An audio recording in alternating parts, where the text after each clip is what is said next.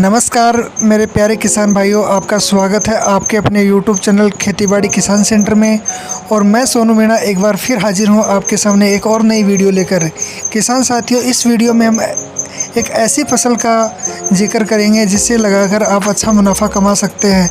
तो चलिए किसान भाइयों, करते हैं वीडियो की शुरुआत। इससे पहले मेरा आप लोगों से अनुरोध है, अगर आप लोग इस चैनल पर पहली बार हैं तो चैनल को सब्सक्राइब कर लें, साथ ही साथ बेल आइकन प्रेस कर लें ताकि आने वाली नई वीडियो का नोटिफिकेशन आपको मिलता रहे। तो चलिए किसान भाइयों, जैसा कि आपको वीडियो में दिखाई दे रहा है, ये हमने कुछ क्यारियाँ कर रखी हैं।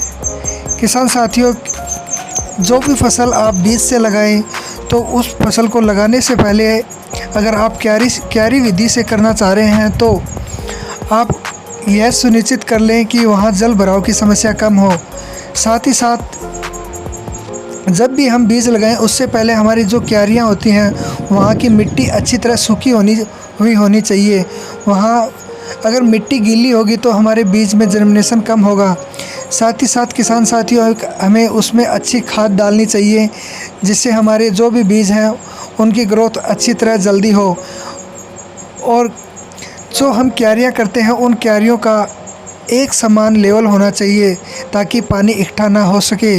तो किसान साथियों, आपको वीडियो में दिखाई दे रहा है, आज हम बात करेंगे पालक की खेती की ओर।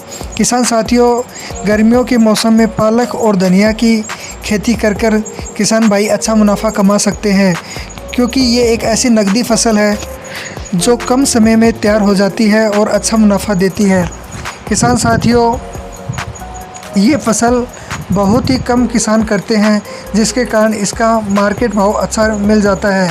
तो चलिए आज हम आपको बताएंगे धनिया और पालक को हम किस प्रकार लगाएं।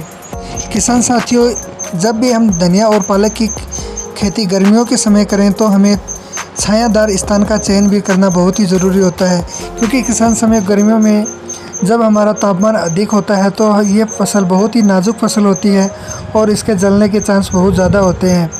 किसान साथियों, अगर आपके पास छायादार पौधों की व्यवस्था ना हो सके तो आप ग्रीन नेट का प्रयोग भी कर सकते हैं। अगर आप इन दोनों का प्रयोग भी नहीं कर पा रहे हैं तो आपको कम से कम, जब हमारा टेम्परेचर 25 से कम हो और 15 से ज़्यादा हो, उस समय हम अगर ये फसल करेंगे तो बहुत अच्छा मुनाफा होगा। लेकिन किसान भाइयों, तब तक हमारे जो धनिया और पालक की रेट है वो बहुत ही कम हो जाती है। तो किसान भाइयों, आपसे मेरा अनुरोध यही है कि आप कुछ ऐसा छायादार स्थान का चयन करें और वहाँ इसकी फसल कर सकते हैं।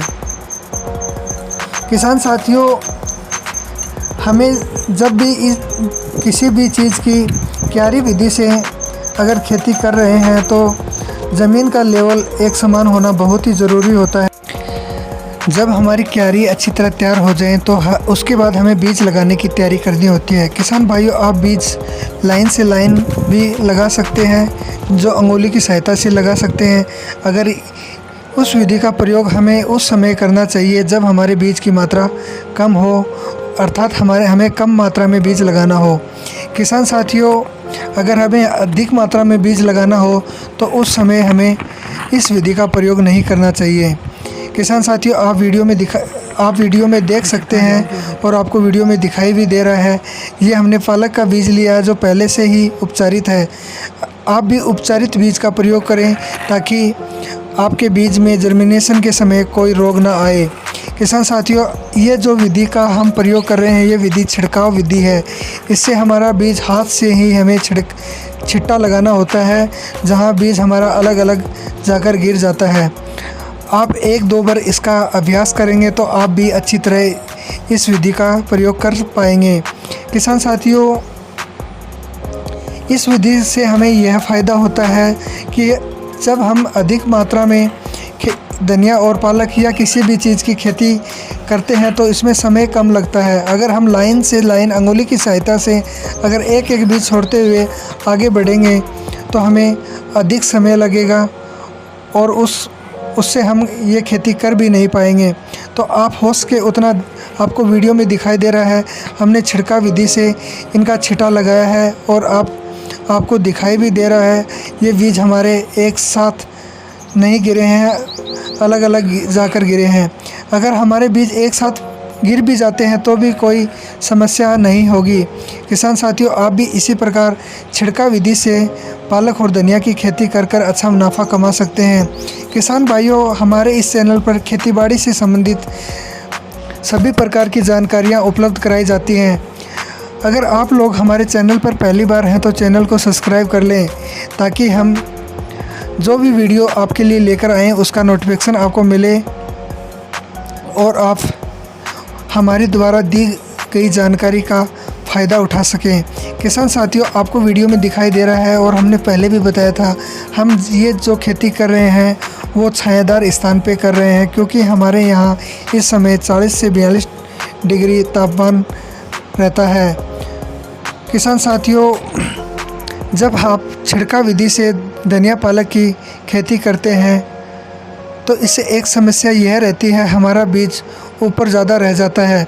इस बीज को ऊपर से ना रहने के लिए हमें इस बीज को किसी ऐसे साधन से ज़मीन के अंदर मिलाना होता है, जिसमें आप फावड़े का प्रयोग भी कर सकते हैं, दताली का प्रयोग भी कर सकते हैं, कसिए का प्रयोग भी कर सकते हैं, या फिर हाथ का प्रयोग भी कर सकते हैं। मैं यहाँ हाथ और कसिए दोनों का प्रयोग कर रहा हूँ, ताकि हमारा बीज मिट्टी में अच्छी तरह मिल जाए। और आपको वीडियो में दिखाई दे रहा है कि हम धीरे धीरे करके सारे बीज को मिट्टी में मिला रहे हैं, जिससे हमारे बीज का जर्मिनेशन जल्दी हो। क्योंकि किसान साथियों, जब तक हमारा बीज का जर्मिनेशन नहीं होता है तब तक पौधा ज़मीन की हीट से ही बाहर आता है, ना उसे किसी प्रकार के खाने पीने की आवश्यकता होती है। किसान साथियों, जो भी हमारे पौधे होते हैं वो पत्तियों से अपना भोजन ग्रहण करते हैं, लेकिन जब तक हमारे बीज का जर्मिनेशन नहीं होगा तब तक उनमें पत्तियां नहीं होंगी, अर्थात उसे हमारी जो ज़मीन होती है उससे ही जो हिट मिलती है उससे ही उसका जर्मिनेशन होता है। किसान साथियों, आपको ये वीडियो कैसी लगी हमें कमेंट बॉक्स में कमेंट करके अवश्य बताना। और आगे भी हम आपको कुछ ऐसी फसलों की जानकारी बताएंगे जिनको आप इस समय लगाकर अच्छा मुनाफा कमा सकते हैं। किसान साथियों, क्योंकि अब धीरे धीरे बरसात का समय आने वाला है और जो भी हमारी पुरानी फसलें हैं सब्जियों की, वो सारी की सारी अब नष्ट होने वाली हैं, तो मार्केट में अच्छा भाव अभी हमें मिल सकता है। तो किसान भाइयों, हम आपको इसी चैनल पर सारी जानकारी बार बार अपडेट कराते रहेंगे। आप लोगों से मेरी विनती है कि आप लोग चैनल पर पहली बार हैं तो चैनल को सब्सक्राइब अवश्य कर लें।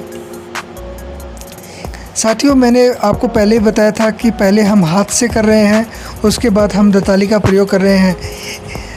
जब हम दताली का प्रयोग करें किसान साथियों, तो उसके बाद हमारी जो ज़मीन का हमने लेवल किया था उस लेवल में थोड़ी समस्या आ जाती है, तो उसी दताली से हमें लेवल फिर से एक समान कर देना चाहिए, ताकि जब हम पानी दें तो पानी हमारा एक जगह इकट्ठा ना हो।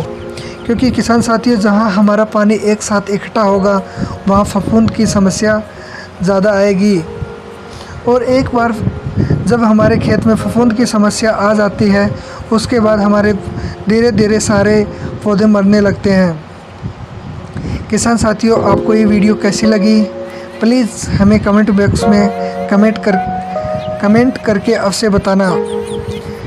किसान साथियों, जैसे ही हमारी प्रोसेस कंप्लीट होती है उसके बाद हमें अपने जो क्यारियाँ होती हैं उनको पिलाई करनी होती है।